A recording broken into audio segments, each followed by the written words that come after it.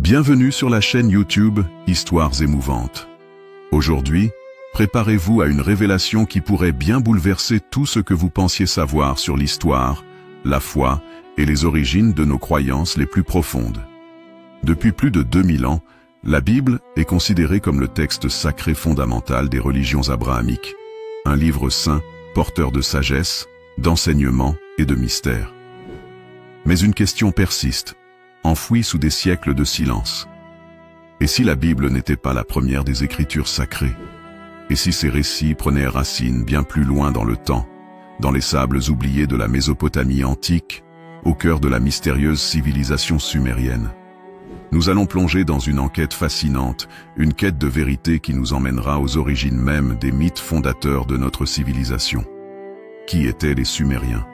Pourquoi leurs tablettes d'argile vieilles, de plus de 5000 ans, racontent-elles des histoires étrangement similaires à celles de la Genèse? Quelle était la véritable nature de leurs dieux, ces êtres puissants venus du ciel? Et pourquoi leurs récits résonnent-ils encore aujourd'hui dans les textes religieux? Préparez-vous à découvrir des connexions troublantes entre les mythes sumériens et les récits bibliques. Des histoires d'un grand déluge, de la création de l'homme, d'un jardin paradisiaque et d'êtres célestes venus guider ou manipuler l'humanité. Cette enquête pourrait bien remettre en question tout ce que vous pensiez savoir sur l'histoire de l'humanité. Restez bien jusqu'à la fin pour ne rien manquer.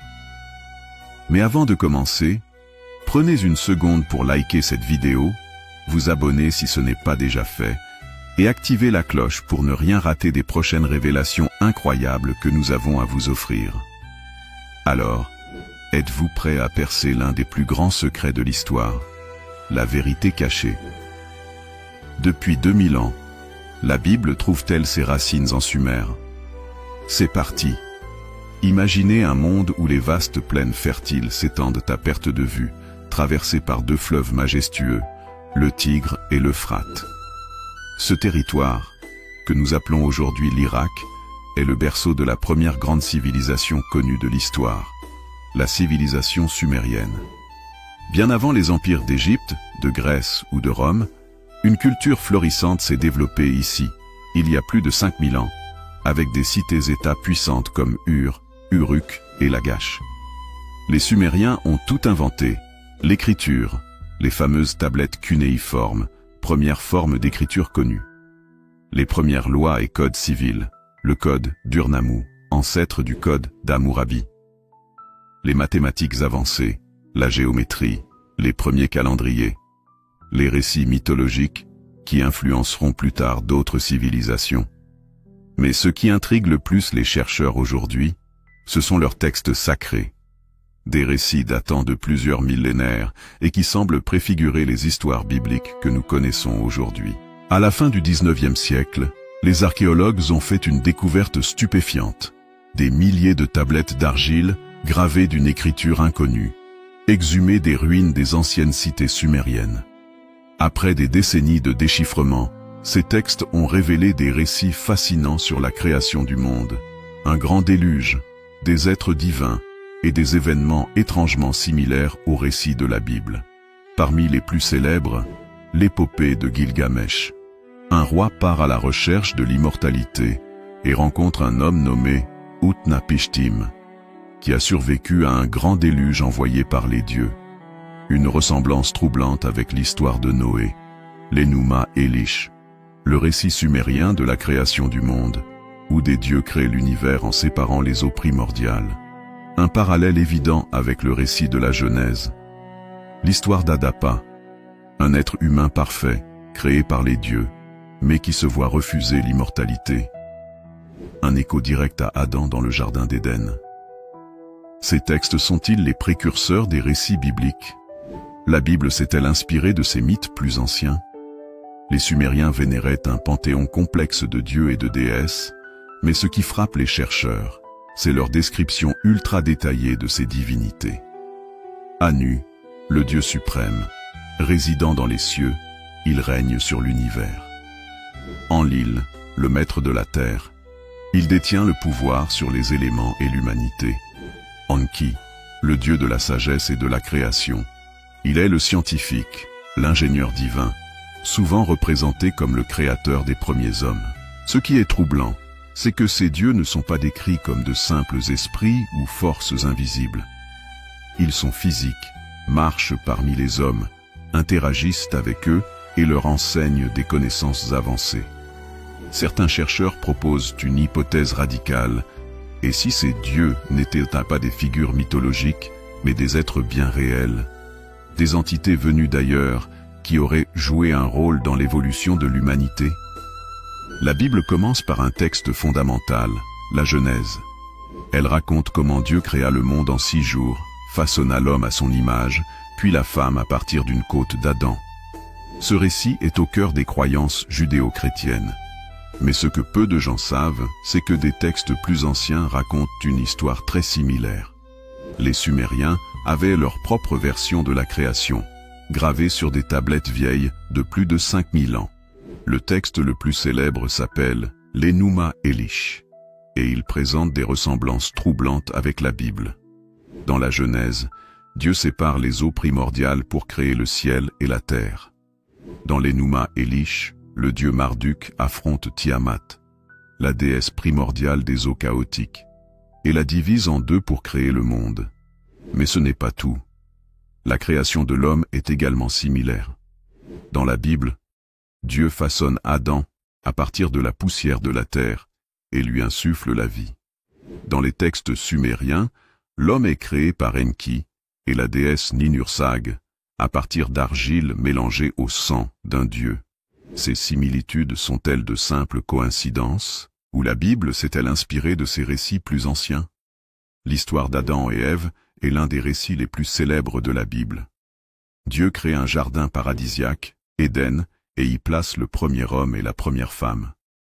Mais tentés par un serpent, ils désobéissent et sont bannis. Curieusement, une version très similaire existe en Mésopotamie. Le texte sumérien connu sous le nom de le mythe d'Enki et Ninursag raconte l'histoire d'un jardin paradisiaque appelé Dilmun, un lieu où règne la paix, l'abondance et l'immortalité. Mais un jour, le dieu Enki mange un fruit interdit, provoquant une catastrophe. Autre fait troublant, le mot hébreu Éden pourrait dériver du sumérien Edin, qui signifie plaine fertile. Et le serpent dans tout ça? Les Sumériens avaient une créature divine appelée Ningishzida, un dieu serpent associé à la sagesse et à la connaissance, tout comme le serpent biblique qui pousse Ève à manger le fruit défendu. Serions-nous en présence de la véritable origine du récit d'Adam et Ève? L'histoire de Noé et du déluge est l'un des récits les plus universels de la Bible. Dieu, en colère contre la corruption de l'humanité, décide de provoquer un cataclysme. Il avertit Noé, un homme juste, et lui ordonne de construire une arche pour sauver sa famille et les animaux. Mais là encore, les Sumériens avaient raconté cette histoire bien avant. Sur des tablettes vieilles de plus de 4000 ans, on retrouve un texte étonnamment similaire, l'épopée de Gilgamesh. Dans ce récit, un personnage nommé Utnapishtim reçoit un avertissement des dieux et construit un bateau gigantesque pour survivre à un déluge dévastateur. Similitude frappante. Dieu, les dieux, décide de détruire l'humanité pour sa corruption. Un homme juste est choisi pour survivre.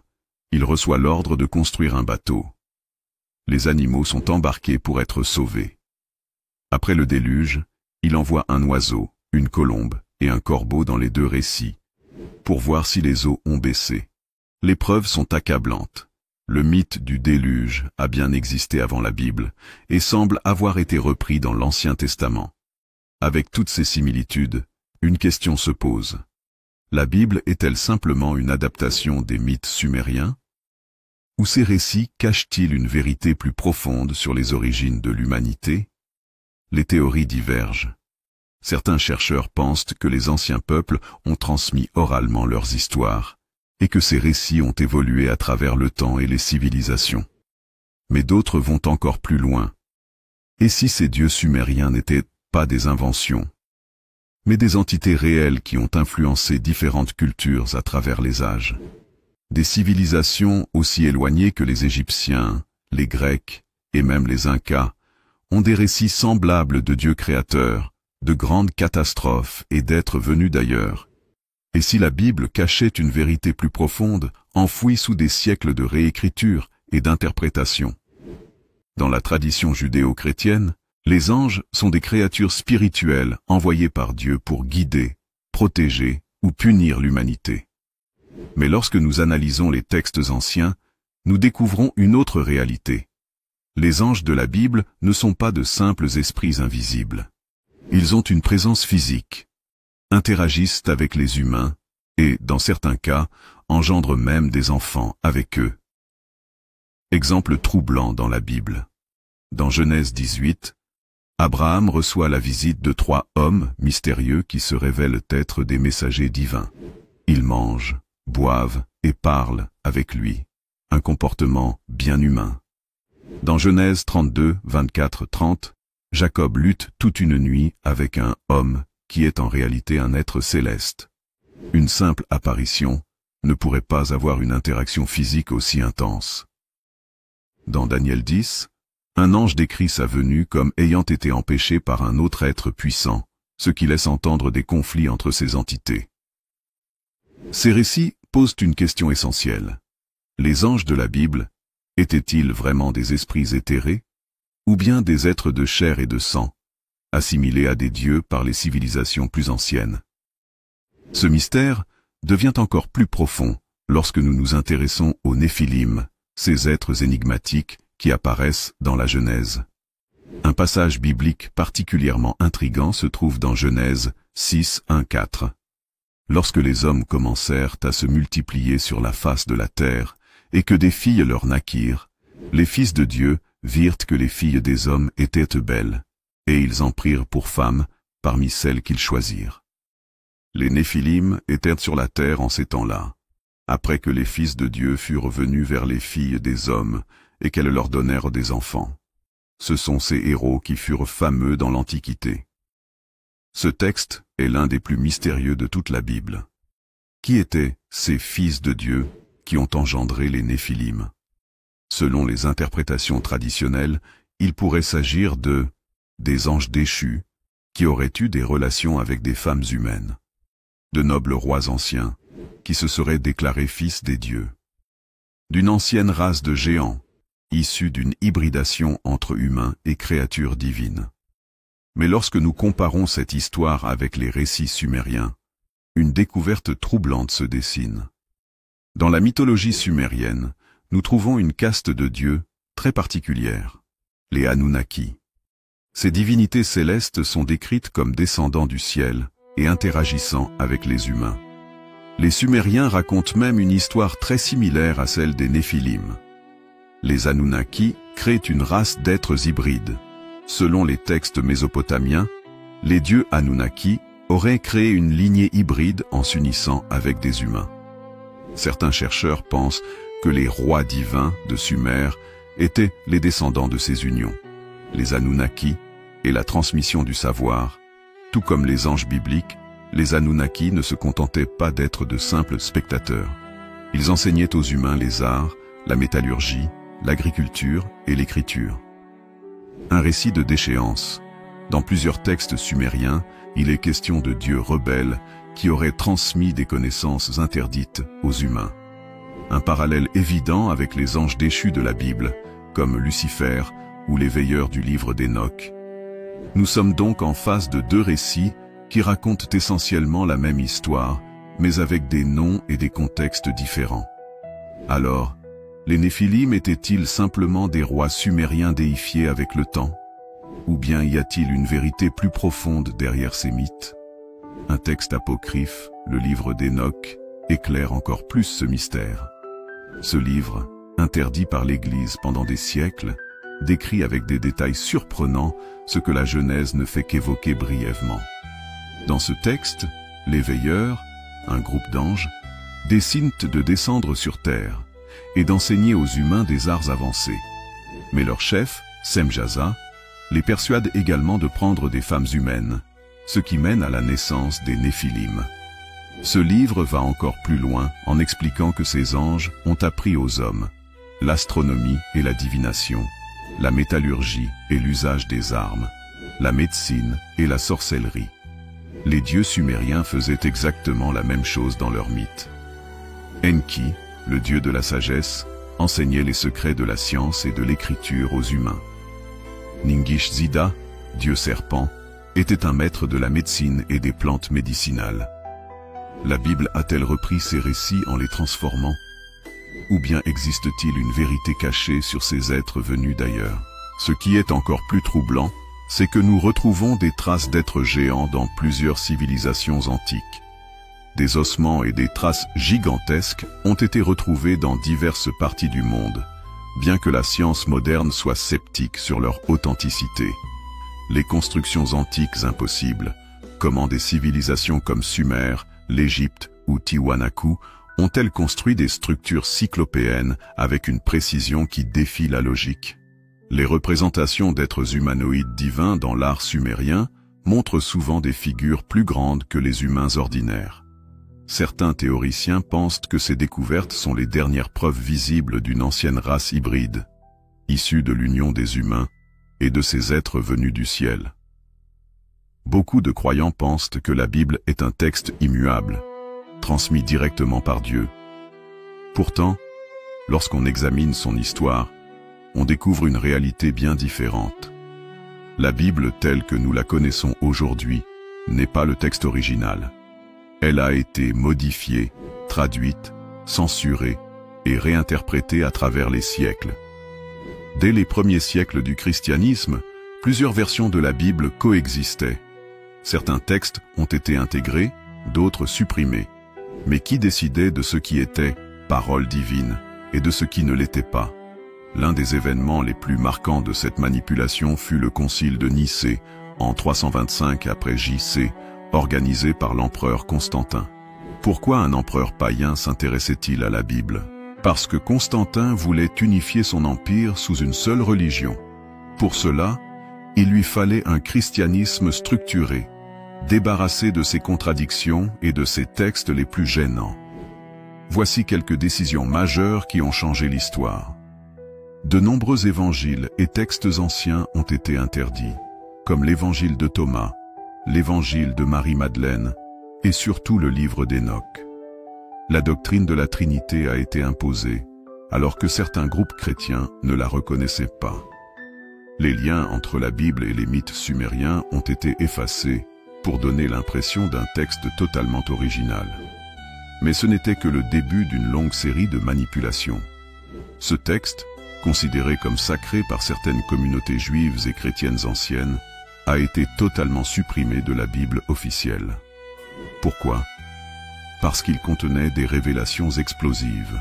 Il parle en détail des anges déchus et de leur influence sur l'humanité. Il décrit les Néphilim comme une race hybride, issue d'union entre humains et êtres célestes. Il suggère que l'humanité a reçu des connaissances avancées grâce à ces veilleurs, ce qui remet en question l'idée d'une révélation divine unique. Petit détail troublant. Le livre d'Enoch a été retrouvé parmi les manuscrits de la mer morte, confirmant qu'il était bien étudié à l'époque de Jésus. Mais l'Église l'a tout de même supprimé. Qu'est-ce que les autorités religieuses cherchaient à cacher? Le livre d'Enoch n'est pas le seul à avoir été censuré. D'autres textes, connus sous le nom de textes apocryphes, ont été exclus de la Bible pour des raisons souvent politiques et doctrinales. Parmi eux, l'évangile de Thomas, un texte où Jésus enseigne une connaissance spirituelle cachée, différente de la version officielle. L'Apocalypse d'Abraham, qui raconte une version du déluge différente de celle de la Genèse. Les évangiles gnostiques, qui suggèrent que le véritable message de Jésus était bien plus ésotérique et proche des croyances anciennes. Pourquoi ces textes ont-ils été écartés? Parce qu'ils contenaient des idées qui remettaient en cause l'autorité des institutions religieuses. Depuis toujours, la religion a été utilisée comme un outil de contrôle. Dans l'Antiquité, les rois et empereurs se faisaient passer pour des représentants des dieux. À l'époque de Constantin, l'objectif était clair: créer une version du christianisme qui renforce le pouvoir de l'État. Dans le Moyen Âge, l'Église a continué cette tradition en interdisant toute remise en question des dogmes établis. Mais une question troublante se pose. Et si certaines élites avaient gardé secrètement la véritable histoire des origines de l'humanité? Certains chercheurs suggèrent que des groupes comme les Templiers, les francs-maçons ou même le Vatican pourraient détenir des archives interdites qui contiennent des révélations sur les véritables racines des textes sacrés. Des théories parlent même d'anciens artefacts cachés, des preuves physiques de l'existence des Néphilim, des Anunnaki, et d'une influence extraterrestre sur notre histoire. Aujourd'hui encore, la question des origines de la Bible et de ses liens avec les mythes sumériens reste un sujet tabou. Les chercheurs qui s'aventurent trop loin sont souvent discrédités. Les preuves archéologiques sont minimisées ou classées sans suite. Les institutions religieuses continuent d'enseigner une version officielle qui ne tient pas compte des découvertes modernes. Mais avec l'accès à Internet et aux nouvelles recherches, de plus en plus de gens commencent à s'interroger. Pourquoi retrouve-t-on des récits identiques entre Sumer et la Bible? Pourquoi des textes ont-ils été volontairement supprimés? Sommes-nous face à une manipulation millénaire? La vérité semble être cachée sous des siècles de réécriture, de censure et de décisions politiques. Lorsque nous observons les vestiges des civilisations antiques, nous découvrons des structures incroyables dont la construction défie toute explication rationnelle. Les ziggourats sumériennes, ces immenses temples en escalier, bâtis il y a plus de 5000 ans, ressemblent étrangement aux pyramides égyptiennes et mésoaméricaines. Pourquoi ces civilisations séparées par des milliers de kilomètres ont-elles adopté le même style architectural? La cité d'Éridu, la plus ancienne du monde. Selon les textes sumériens, Eridu était la première ville construite par les dieux après la création de l'homme. Curieusement, les archéologues ont bien retrouvé des traces d'une ville très ancienne à cet endroit, ce qui semble confirmer les récits mythologiques. Göbekli Tepe, un temple qui ne devrait pas exister. Découvert en Turquie, Göbekli Tepe est un site archéologique vieux de 12 000 ans, soit bien avant l'invention de l'agriculture et des premières villes connues. Qui a bâti ce temple gigantesque à une époque où l'homme était censé être un simple chasseur-cueilleur?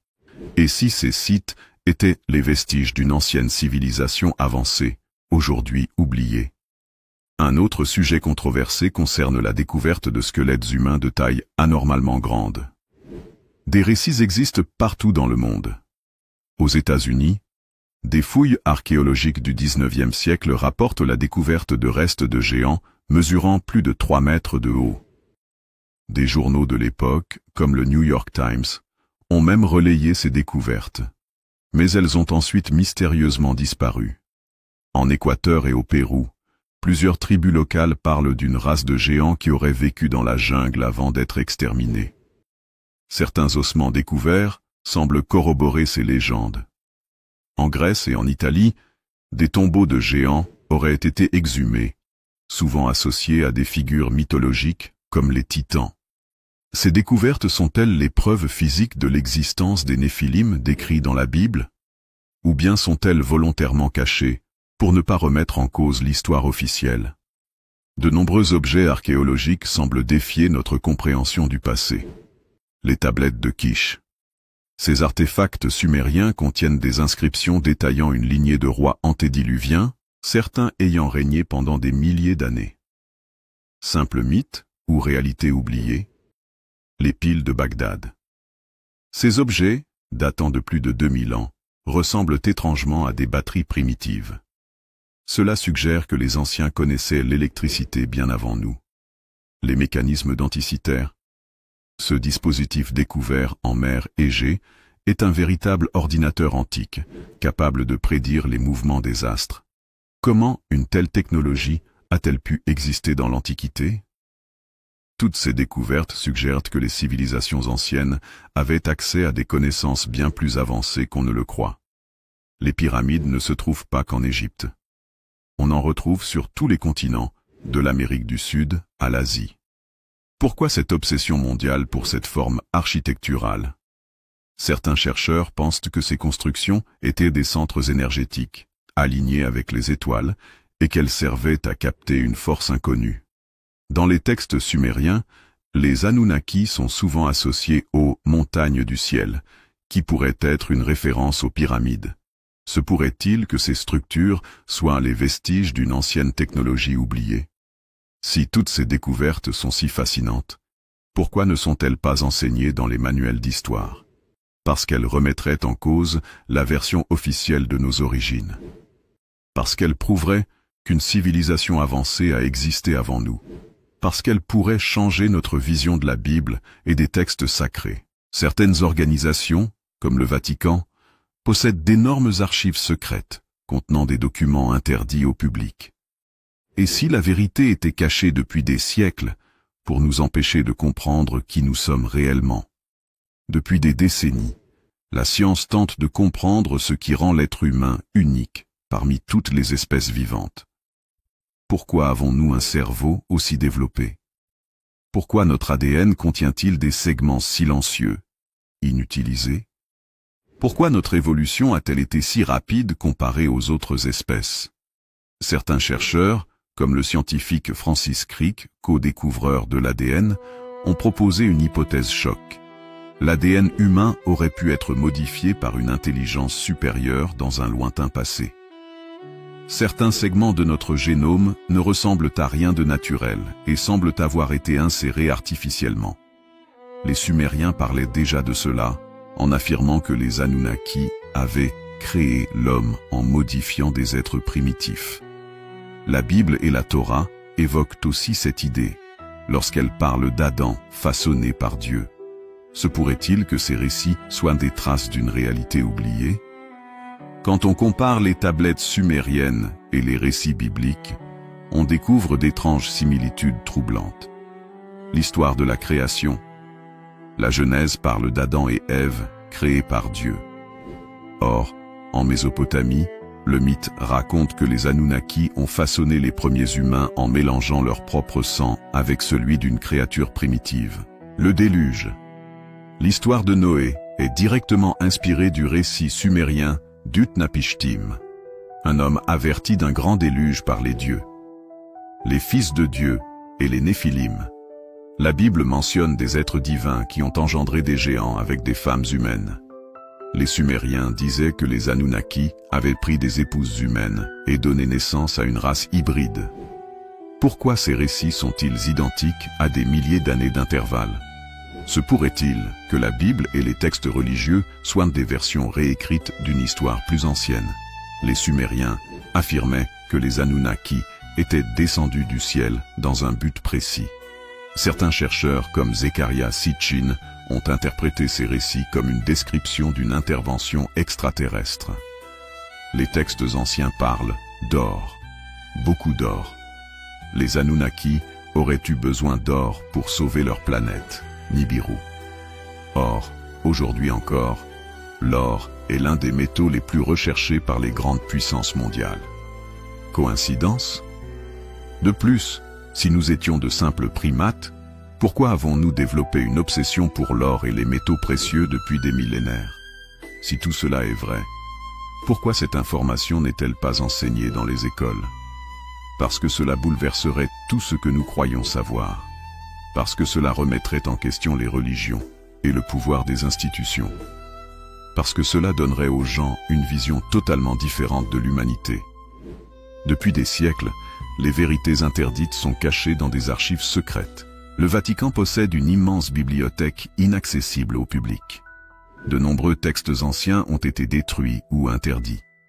Les preuves archéologiques disparaissent mystérieusement. Si nous découvrions la vérité, cela pourrait changer notre perception du passé et du futur.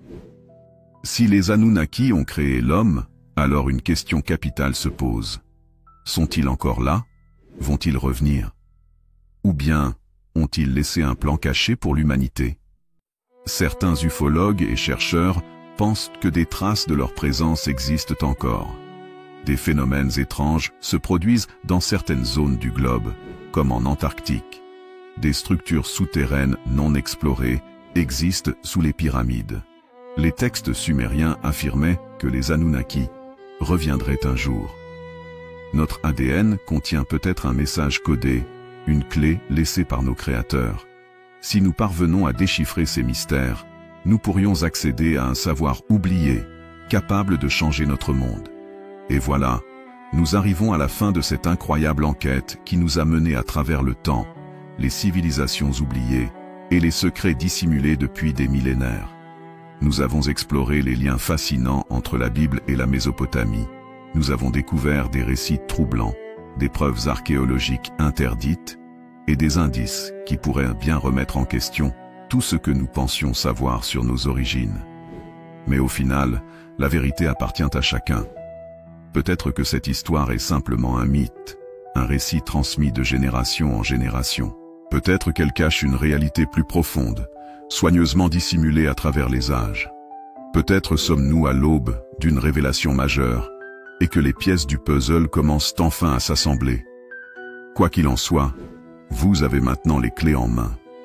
La plus grande force de l'humanité, c'est sa quête du savoir, sa curiosité et son désir d'aller toujours plus loin.